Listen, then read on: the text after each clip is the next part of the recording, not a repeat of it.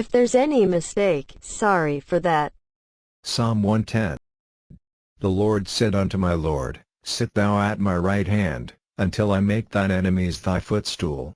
യഹോവ എന്റെ കർത്താവിനോട് അരുളി ചെയ്യുന്നത്, ഞാൻ നിന്റെ ശത്രുക്കളെ നിന്റെ പാദപീഠമാക്കുവോളം നീ എന്റെ വലത്തുഭാഗത്തിരിക്കുക. The Lord shall send the rod of thy strength out of Zion, rule thou in the midst of thine enemies. നിന്റെ ബലമുള്ള ചെങ്കോൽ യഹോവ സിയോനിൽ നിന്ന് നീട്ടും, നീ നിന്റെ ശത്രുക്കളുടെ മധ്യേ വാഴുക. Thy people shall be willing in the day of thy power. നിന്റെ സേനാദിവസത്തിൽ നിന്റെ ജനം നിനക്ക് സ്വമേധാദാനമായിരിക്കുന്നു. In the beauties of holiness from the womb of the morning, thou hast the dew of thy youth. വിശുദ്ധ വസ്ത്രാലങ്കാരത്തോടെ ഉഴസതിന്റെ ഉദരത്തിൽ നിന്ന് യുവാക്കളായ മഞ്ഞ് നിനക്ക് വരുന്നു.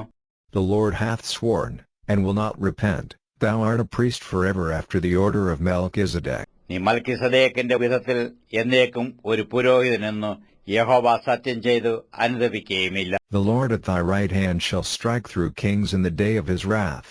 വിശുദ്ധ വസ്ത്രാലങ്കാരത്തോടെ ഉഴസതിന്റെ ഉദരത്തിൽ നിന്ന് യുവാക്കളായ മഞ്ഞ് നിനക്ക് വരുന്നു. He shall judge among the heathen.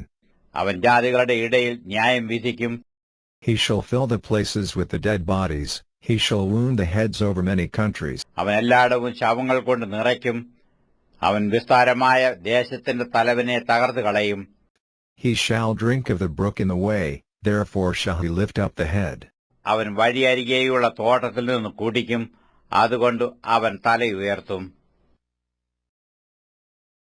May God with you with his blessings, and may his word keep you. Thank you very much for watching Little Lamb.